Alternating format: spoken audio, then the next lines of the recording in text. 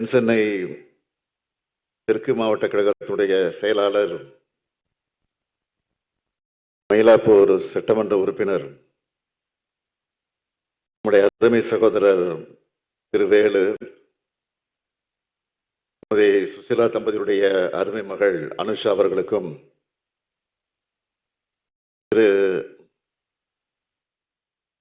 ரங்கராஜன், திருமதி லதா தம்பதியுடைய அருமை மகன் தருண் தன்ராஜ் அவர்களுக்கும்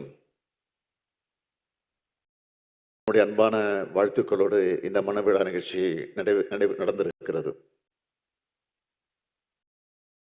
இந்த மணவிழா நிகழ்ச்சியில கலந்து கொண்டு மணவிழாவை நடத்தி வைத்து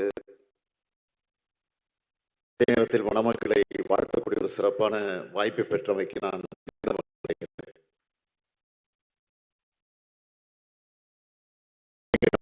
நன்றி உரையாற்றுகிற போது மயிலை வேலு அவர்கள் ஒன்றை குறிப்பிட்டு சொன்னார்.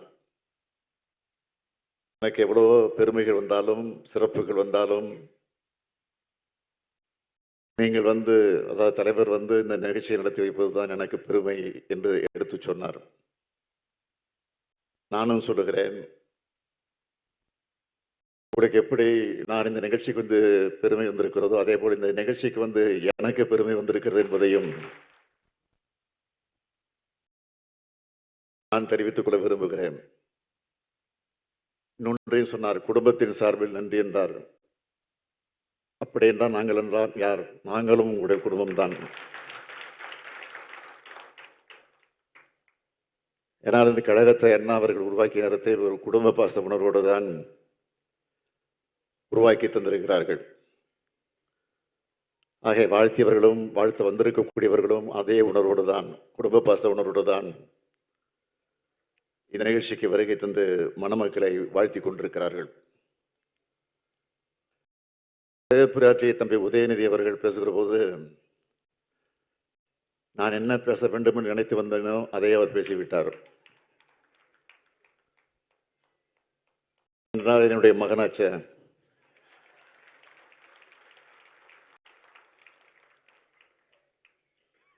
அவர் மட்டுமல்ல, நான் மட்டுமல்ல, எங்கள் குடும்பமே நம்முடைய மயிலை வேலுக்குத்தான் ஓட்டு போட்டிருக்கிறோம்.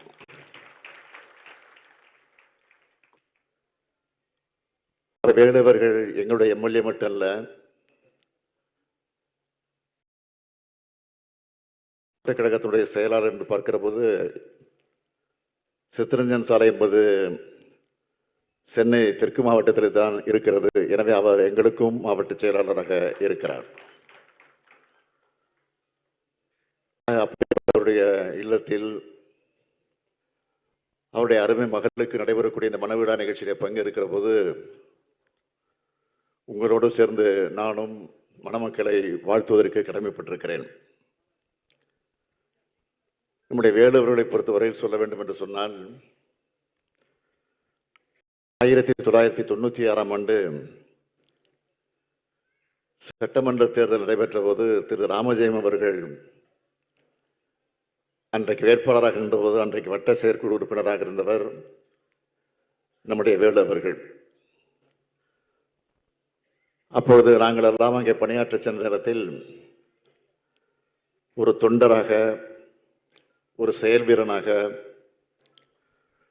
நம்முடைய வேலு அவர்கள் பணியாற்றிய அந்த பாங்கினை எல்லாம் நாங்கள் பார்த்தோம். அதைத் தொடர்ந்து 2001 சட்டமன்ற தேர்தலில் தொடர்ந்து அவர் பணியாற்றி இருக்கிறார். தலைவர் கலைஞர் அவர்கள் தலைமையில் 40க்கு 40 நாம் வென்ற நேரத்தில் 2004ஆம் ஆண்டு நாடாளுமன்ற தேர்தலிலும் நம்முடைய வேலு அவர்கள் பணியாற்றி இருக்கிறார்கள். அப்படிப்பட்ட அந்த செயல் வீரருக்கு 2006ஆம் ஆண்டு மயிலைப்புடைய தேர்தல் பணிக்குழு உறுப்பினராக அந்த பொறுப்பை அவருக்கு நாம் வழங்கியிருக்கிறோம். இந்த உழைப்புடைய பலனாகத்தான் 2006 பட்டினப்பாக்கம் பகுதியில்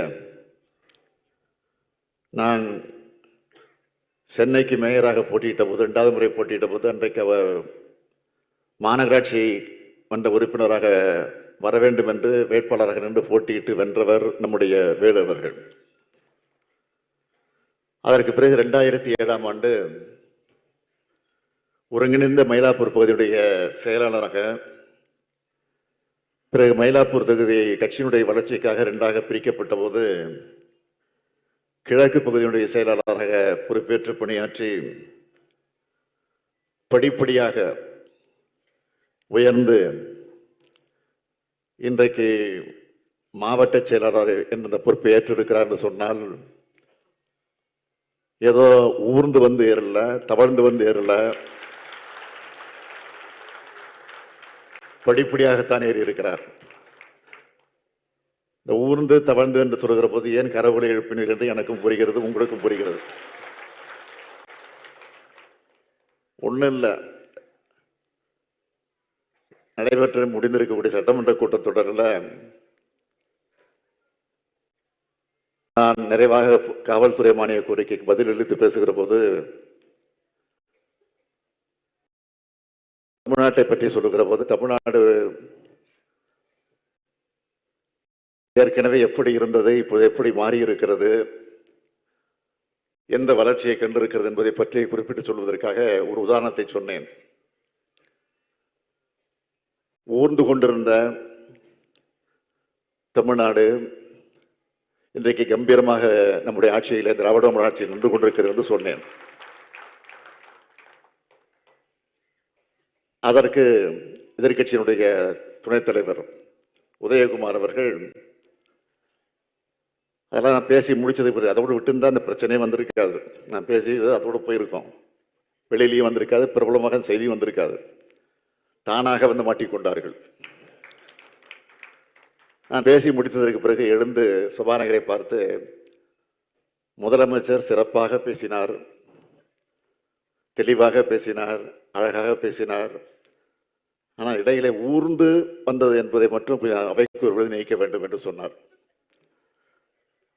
நான் உடனே கேட்டேன், ஊர்ந்து என்பது அவர்களுக்கு பிடிக்கவில்லை என்று சொன்னால் தவழ்ந்து என்று போட்டுக்கொள்ளுங்கள் என்று சொன்னேன்.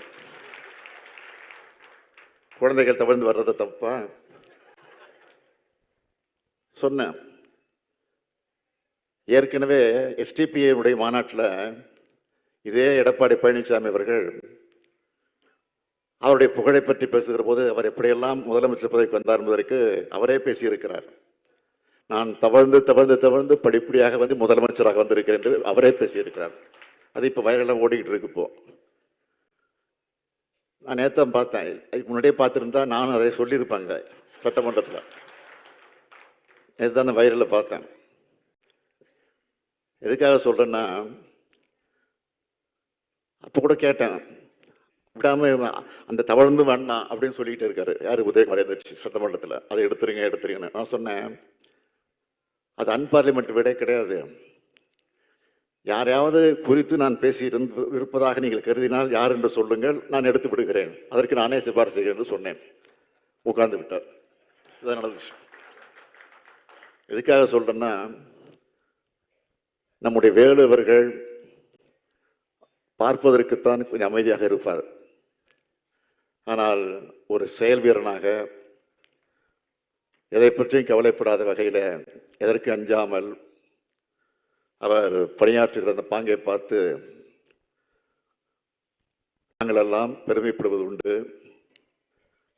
அதனால்தான் இன்றைக்கு மயிலை தொகுதியுடைய மக்களுடைய அன்பை பெற்று ஆதரவை பெற்று சட்டமன்ற உறுப்பினராக தேர்ந்தெடுக்கப்பட்டு இன்றைக்கு கம்பீரமாக மக்கள் பணியை ஆற்றிக் கொண்டிருக்கிறார் என்பதை பார்க்கிற போது நான் உள்ளபடியே மகிழ்ச்சி அடைகிறேன். அவர் சமூக வலைத்தளங்களில் போடக்கூடிய செய்திகளை எல்லாம் நான் பார்ப்பது உண்டு. அதில் கார்ட்டூன் வரைகிறது அவர் ரொம்ப வல்லவர். அந்த கார்ட்டூன் எல்லாம் பார்த்தோம்னா ரொம்ப அமைதியா, ரொம்ப மரியாதையா, ரொம்ப தேவையில்லாத விமர்சனங்கள்லாம் வராத வகையில் நம்முடைய கொள்கைகளை, எதிர்கட்சியினுடைய குறைபாடுகளை விமர்சித்து அந்த கார்ட்டூன்லாம் போடப்போது நான் உள்ளபடியே பெருமைப்பட்டது உண்டு. ஆக களப்பணியாக இருந்தாலும் சோசியல் மீடியா பணியாக இருந்தாலும் அந்த ரெண்டிலும் தீவிரமாக இருந்து நம்முடைய வேலுவர்கள் பணியாற்றி கொண்டிருக்கிறார்கள். அப்படி செயல்படக்கூடிய தம்பி வேலுவர்கள் இல்லத்தில் நடக்கக்கூடிய இந்த மனு விழா நிகழ்ச்சியில கலந்து கொண்டு நான் வாழ்த்து வந்திருக்கிறேன். இன்றைக்கு இருக்கக்கூடிய நிலைகள் எல்லாம் உங்களுக்கு நன்றாக தெரியும். ஏறக்குறைய ஒரு மாத காலத்திற்கு மேலாக சட்டமன்ற கூட்டத்தொடர் நடந்து முடிந்திருக்கிறது. அந்த சட்டமன்ற கூட்டத்தில் ஒவ்வொரு நாளும் நம்முடைய திராவிட மாடல் அரசின் சார்பில் மானிய கோரிக்கைகளை விவாதித்து அதற்கு அமைச்சர்கள் பதில் சொல்லுகிற நேரத்தில் என்னென்ன திட்டங்களை எல்லாம் சொல்லியிருக்கிறோம். அதைத் தொடர்ந்து 110 விதியை பயன்படுத்தி என்னென்ன பணிகளை எல்லாம் நாம் நிறைவேற்றப் போகிறோம். அதற்கு பிறகு கவன ஈர்ப்பு தீர்மானத்தில் என்னென்ன பிரச்சனைகள் எல்லாம் சுட்டி காட்டியிருக்கிறோம் என்பதை பற்றியெல்லாம் நீங்கள் தொலைக்காட்சிகளில் அல்லது சமூக வலைதளங்களில் பத்திரிகைகளில் நீங்கள் எல்லாம் நன்றாக பார்த்திருப்பீர்கள். ஆகவே இன்றைக்கு மற்ற மாநிலத்திற்கு மட்டுமல்ல, இந்தியாவிற்கு உலகத்திற்கே வழிகாட்டக்கூடிய ஒரு சிறப்பான ஆட்சியை நாம் நடத்தி கொண்டிருக்கிறோம். தேர்தல் நேரத்தில் என்னென்ன உறுதிமொழிகளை வாக்குறுதிகளை சொல்லியிருக்கிறோமோ அந்த வாக்குறுதிகளை படிப்படியாக இன்றைக்கு எப்படியெல்லாம் நிறைவேற்றிக் கொண்டிருக்கிறது உங்களுக்கு நன்றாக தெரியும். ஆகவே இப்பொழுது சொல்லப்பட்டிருக்கக்கூடிய அந்த உறுதிமொழிகளும் விரைவாக நிச்சயமாக உறுதியாக நிறைவேற்றப்பட்டு, நான் உறுதியோடு சொல்லுகிறேன், 2026ஆம் ஆண்டு இங்கே கூட பேசுகிற போது சிலர் சொன்னார்கள், கண்ணப்பன் தான் பேசுகிற போது சொன்னார் 200 அல்ல 220 வரும்னு சொன்னார். என்ன கஞ்சம் அதில் உங்களுக்கு 234 சொல்லுங்களேன். வந்தாலும் ஆச்சரியம் இல்லை. என்னால் போகிற இடங்களெல்லாம் நான் அந்த வரவேற்பை பார்க்கிறேன்.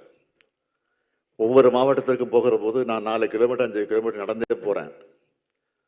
அப்போ மக்கள் திரண்டு வந்து வரவேற்கக்கூடிய அந்த காட்சியை பார்க்கிற போது உள்ளபடியே மெய் செலுத்து போகிறேன்.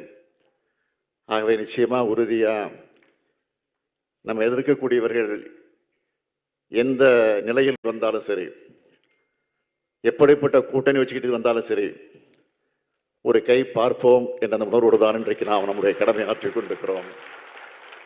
இதை பற்றியும் கவலைப்பட வேண்டிய அவசியம் இல்லை.